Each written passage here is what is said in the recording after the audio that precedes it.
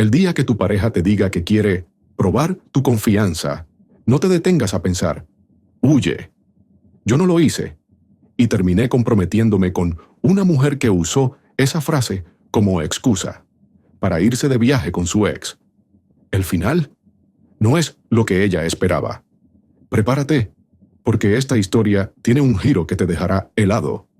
Si alguna vez tu pareja te pide una prueba de confianza, no lo pienses, no analices, simplemente aléjate.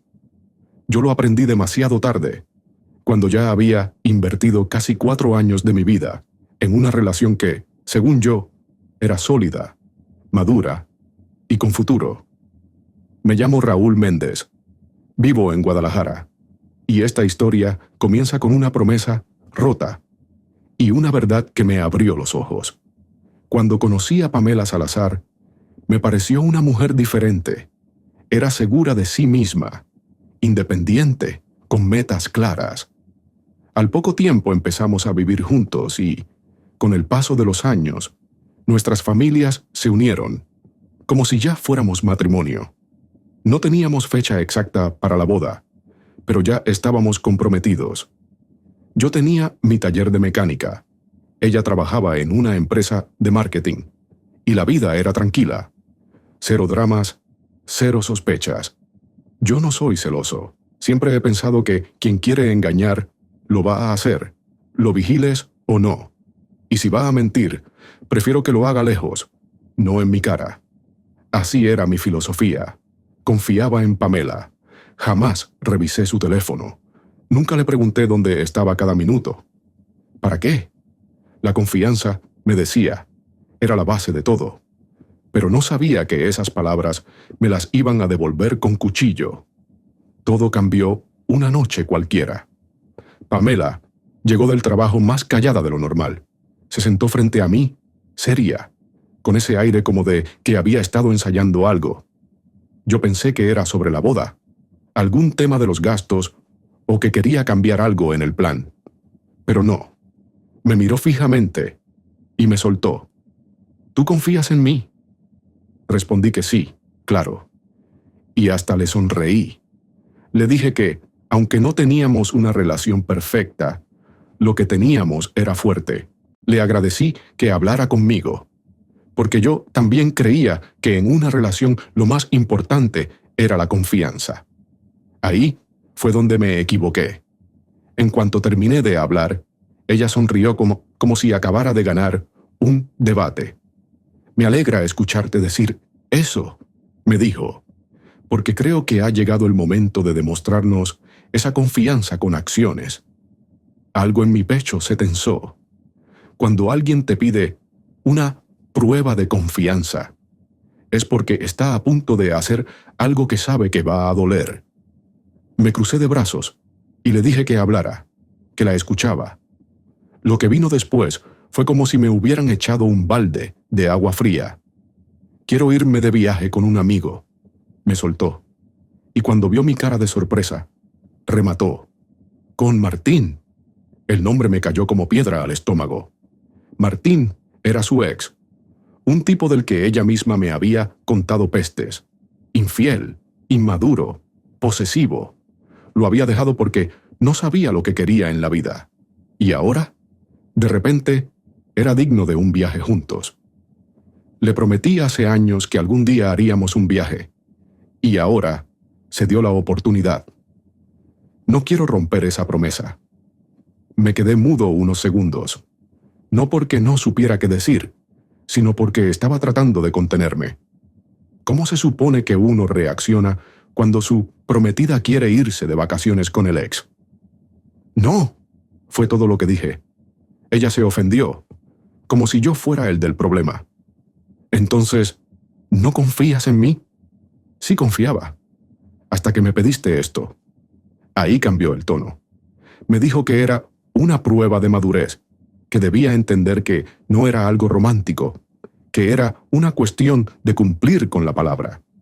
Yo le respondí que ser maduro también es saber qué cosas no se hacen cuando estás en una relación seria, que si de verdad respetaba lo que teníamos, ni siquiera me estaría pidiendo eso.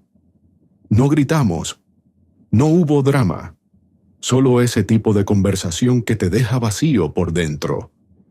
Pamela insistía en que lo pensara, que no tomara decisiones apresuradas, pero yo ya lo tenía claro. Entonces, si decides irte, se acaba todo. No quiero que cuando vuelvas pienses que todo sigue igual. Ella se quedó callada. Me dijo que no estaba dispuesta a discutir más y que lo hablaríamos al regresar. Pero yo no la esperé. Esa noche, mientras ella dormía en casa de una amiga, empecé a empacar. 2 días después, ya no quedaba ni rastro de mí en ese departamento. Llamé a mis padres. Cancelé el compromiso. Me fui sin escándalo, sin llorar, solo con la certeza de que quien pide pruebas de confianza es porque ya está fallando en lo básico. Y aquí comienza lo que realmente cambió mi vida. Porque Pamela no se fue solo de viaje. Lo que trajo de regreso fue mucho más que souvenirs. No la bloqueé.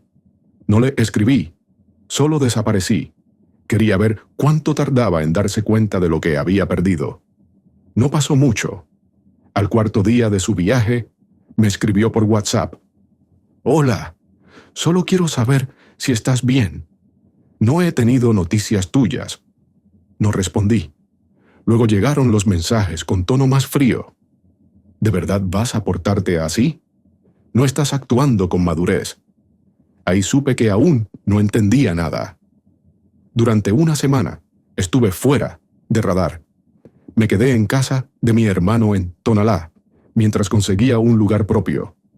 Volví al taller, retomé mis rutinas, y traté de no pensar en lo que estaría haciendo ella. Pero, obviamente pensaba, no por celos, sino por decepción. Uno no construye 4 años con alguien para que todo se quiebre por una simple excusa, disfrazada de prueba. Una tarde, mientras revisaba una camioneta vieja, sonó mi teléfono. Era un número desconocido. Contesté por reflejo. Y ahí estaba ella, Pamela, con voz apagada, temblorosa. «Necesito hablar contigo. En persona. Es importante».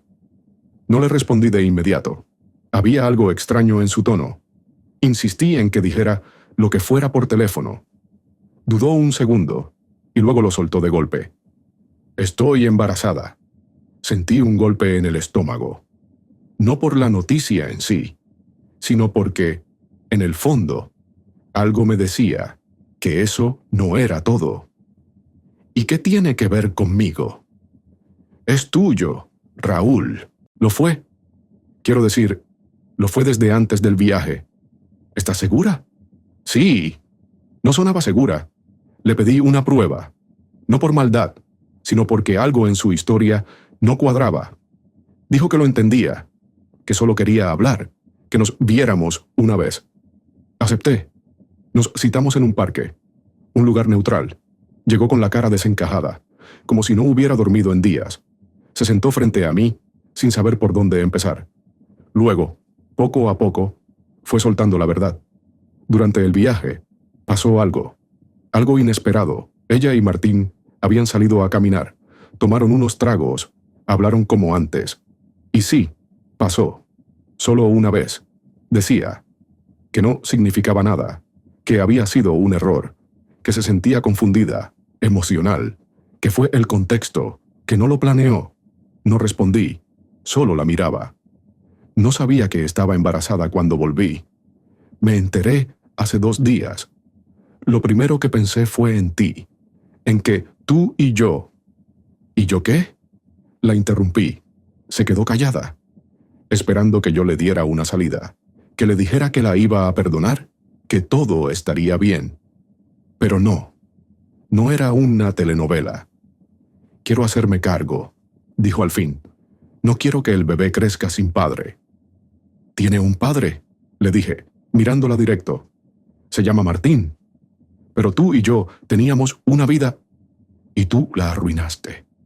Me miró como si recién entendiera el peso de sus actos. Entonces, por primera vez, no intentó justificarse. No lloró. No se puso a la defensiva. Solo agachó la cabeza. ¿Quieres la prueba de ADN? Preguntó. La quiero, pero no por ti, por mí, porque no voy a cargar con una responsabilidad que no me corresponde.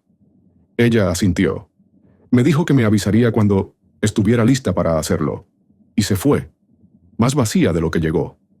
Esa noche no dormí, no por tristeza, ni siquiera por rabia, sino por la claridad con la que veía todo. Pamela no había cambiado de la noche a la mañana. Solo había dejado de fingir. Tal vez siempre fue así. Tal vez solo se cansó de esperar algo que no llegaba y buscó atención en el lugar más familiar. Pero eso no justificaba nada. 2 semanas después me mandó los resultados. El bebé no era mío. No hubo disculpa, solo un mensaje breve. Lo siento. No sabía cómo manejarlo. Le respondí con 2 palabras. Buena suerte. Después de eso, silencio. Mis padres se enteraron por mí. Les conté todo, sin adornos. Mi madre lloró. Mi padre solo suspiró. Me dijo, peor sería vivir con alguien que no respeta ni a su sombra. Tenía razón. Un mes después, Pamela se mudó de ciudad. Según me dijeron, se fue con Martín a reconstruir lo que alguna vez tuvieron, o lo que ella creyó que aún tenían. Yo me quedé en Guadalajara, solo, pero en paz. No era el final que imaginé cuando me arrodillé con el anillo en la mano, pero era mejor que una vida entera con una mentira. Y lo más irónico fue que todo empezó por una prueba de confianza. Después de que me confirmara que el bebé no era mío, pensé que ahí terminaba todo, que Pamela y Martín desaparecerían de mi vida como un mal recuerdo.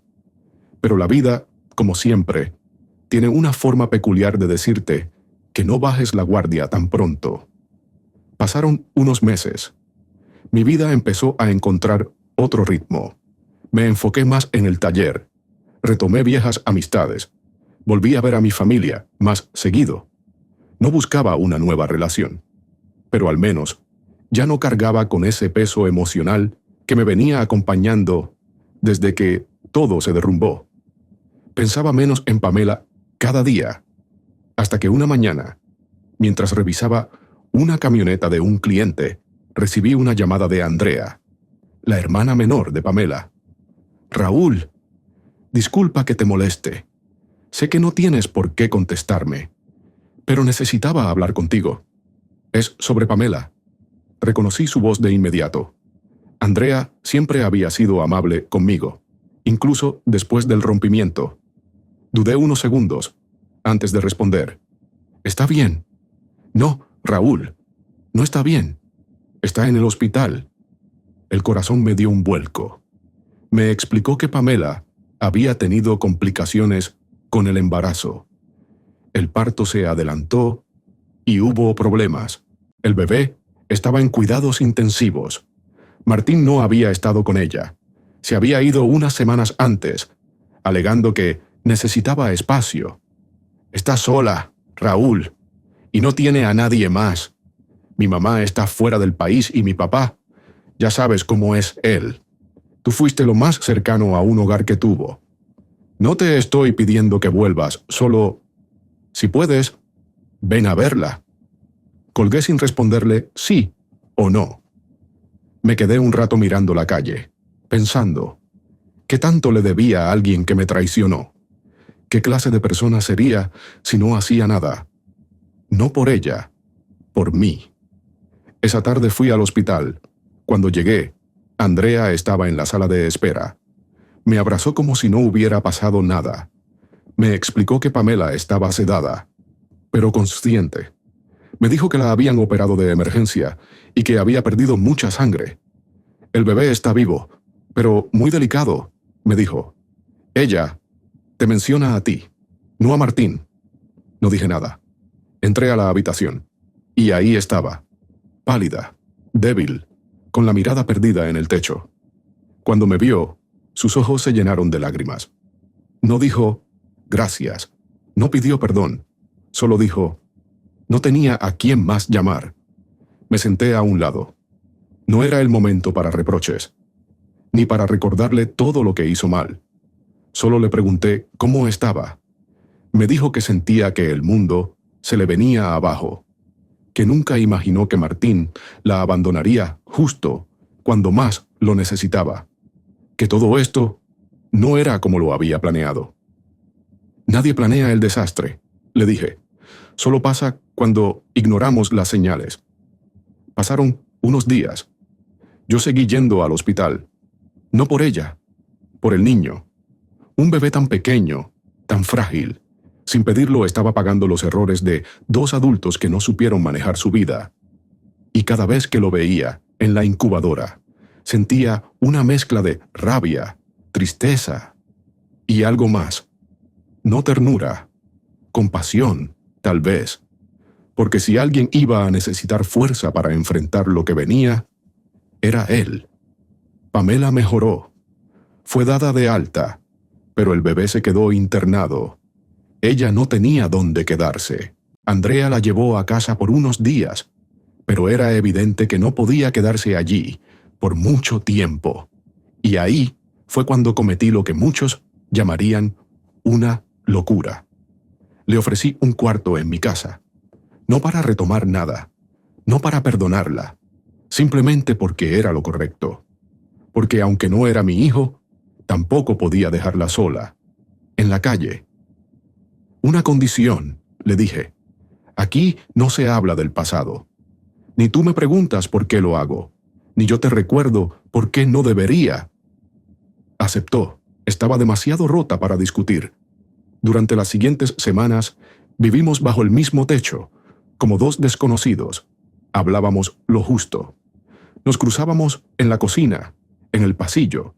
Yo seguía con mi vida, ella con la suya. Visitábamos al bebé cada tarde, a veces juntos, a veces por separado.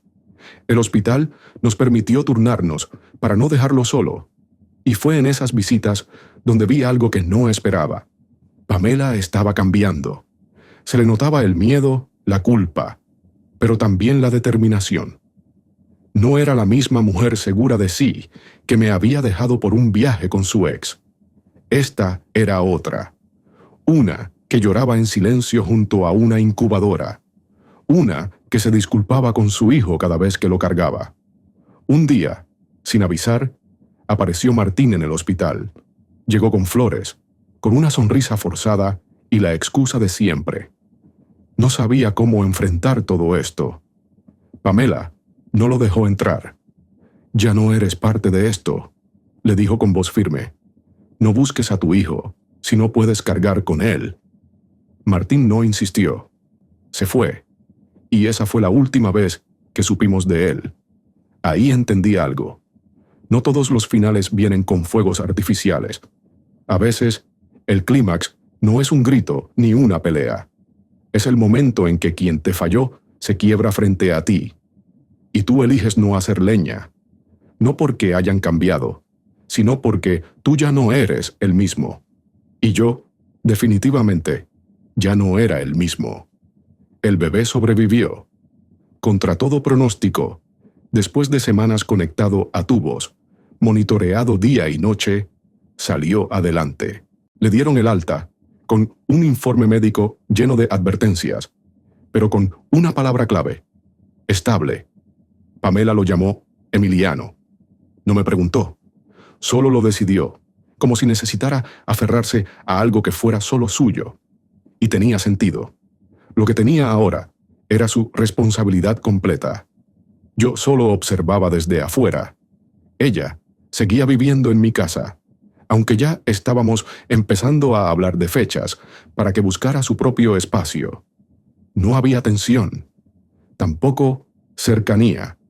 Era como si ambos supiéramos que el tiempo que compartíamos tenía fecha de expiración. Solo estábamos cumpliendo una transición. Yo había mantenido todo claro desde el inicio. No era el padre, no era su pareja. No tenía ningún compromiso con ella. Y aunque me dolía ver al niño crecer sin una figura paterna sólida, también entendía que cargar con algo por culpa o pena era el camino perfecto a una vida llena de rencor. Pero algo inesperado empezó a pasar. La gente hablaba. Los vecinos, los conocidos, incluso algunos familiares que no sabían todos los detalles, empezaron a murmurar cosas como: «¡Qué noble Raúl! Aceptó a Pamela y al niño». Otros, menos amables, decían: «Mira nomás, después de todo lo que le hizo, y ahí está, como si nada». La presión social, aunque yo intentaba ignorarla, empezaba a molestarme. No porque me importara la opinión de la gente, sino porque Pamela no hacía mucho por aclararla. Cuando alguien la felicitaba por haber recuperado a su familia, ella solo sonreía. Nunca corregía. Una noche, al regresar del hospital, se lo dije sin rodeos: «Tienes que dejar de permitir que la gente crea que estamos juntos. No estamos juntos, y lo sabes». Me miró como si la hubiera despertado de un sueño. «No lo hago a propósito. Solo me cuesta explicar todo». «Pues empieza a explicarlo, porque yo no voy a cargar con una imagen que no me corresponde». Lo entendió. Desde entonces, cuando alguien insinuaba algo, aclaraba que solo estaba de paso, que era una situación temporal. Lo hacía con la voz baja, sin ganas, pero lo hacía. Lo suficiente para que el mensaje empezara a correr. Aún así, la relación entre nosotros seguía siendo extraña. No era hostil, pero tampoco amistosa. A veces compartíamos momentos en silencio viendo a Emiliano dormir. En otras, evitábamos cruzar más de 2 palabras. La casa se sentía como una estación de paso, llena de movimiento, pero vacía de conexión. Y entonces ocurrió algo que no esperaba. Una tarde, mientras preparaba unos documentos del taller en mi habitación, Pamela entró con el celular en la mano, pálida. «Es de recursos humanos», me dijo. «Me despidieron». Al parecer, su trabajo había hecho recortes masivos. Ella estaba entre los menos indispensables, sin empleo, sin ahorros suficientes, con un bebé en brazos. Volvió a caer. «No tengo a dónde ir», me dijo esa noche, mientras Emiliano dormía. «Puedes quedarte unas semanas más», le respondí. «Pero vas a tener que moverte rápido. No podemos seguir así eternamente», lo dije sin crueldad, pero con firmeza. Y ella lo entendió. Comenzó a buscar trabajo de inmediato. Tocó puertas, hizo llamadas, aplicó donde pudo. No se rindió. La vi levantarse temprano, cargar con el niño a entrevistas, aceptar trabajos menores para poder pagar una niñera. Por primera vez en años, no la vi quejarse, solo avanzar. En ese proceso, también cambió algo más. Empezó a pedir perdón. No de golpe, no con lágrimas ni dramatismos. A veces lo decía de forma casi casual, en medio de una conversación. «No sé cómo esperé que tú aceptaras algo tan injusto». «Oh, me equivoqué contigo, con todo». No respondía. Ya no necesitaba hacerlo. El hecho de que ella lo reconociera era suficiente. Conseguí que Emiliano entrara en un programa de apoyo infantil del DIF. Le hablé a una amiga psicóloga que ofrecía consultas económicas para madres solteras. Empecé a ayudar, pero desde la distancia. No como padre, no como pareja, solo como alguien que no podía ignorar el dolor ajeno cuando la persona, al menos, se esforzaba por remediarlo. Un día, después de que Pamela finalmente consiguió un trabajo fijo en una oficina pequeña, llegó con una caja. «Encontré un cuarto en renta», me dijo. «No es gran cosa, pero es nuestro espacio». Y por primera vez sentí algo cercano al alivio. Se fue sin drama. Me abrazó.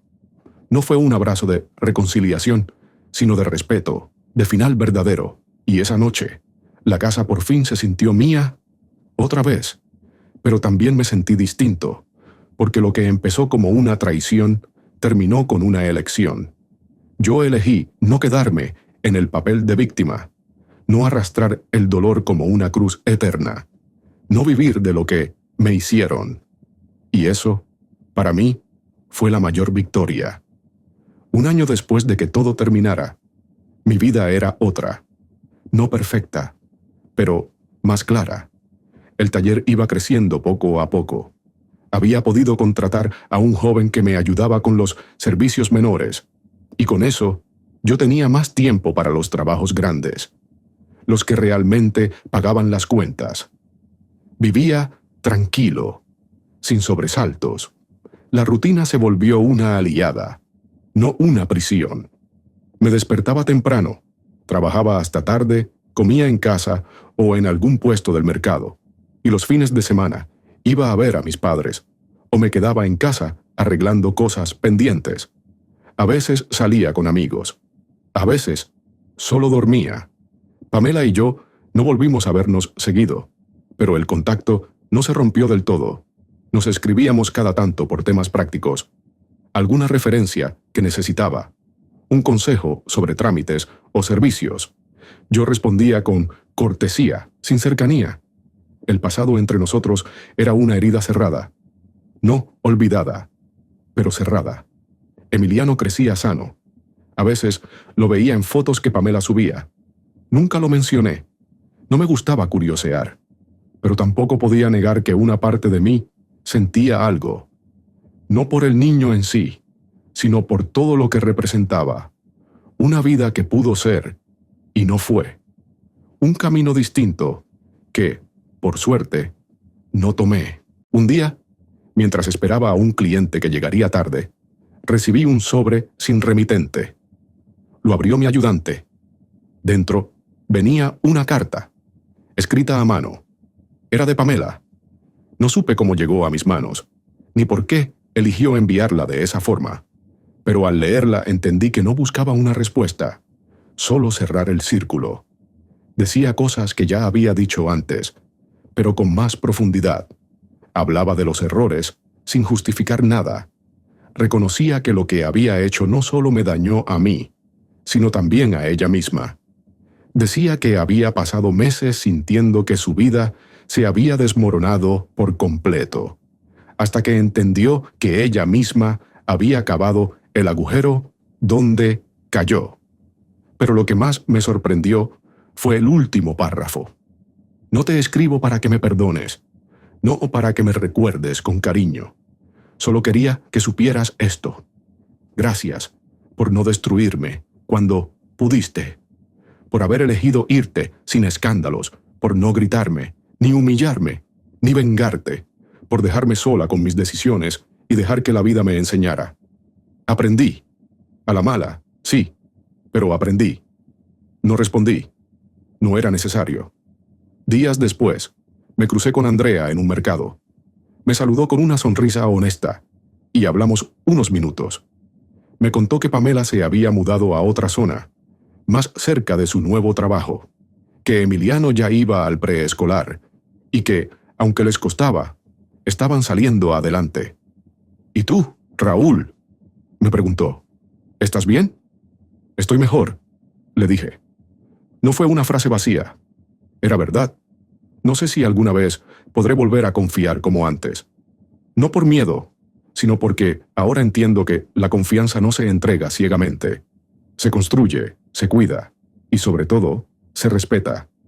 Aprendí que perdonar no significa volver, ni olvidar. Perdonar es entender que aferrarse al dolor es otra forma de vivir atrapado en lo que ya pasó. Aprendí que ser bueno no es lo mismo que ser tonto, y que poner límites no te hace cruel, te hace sano.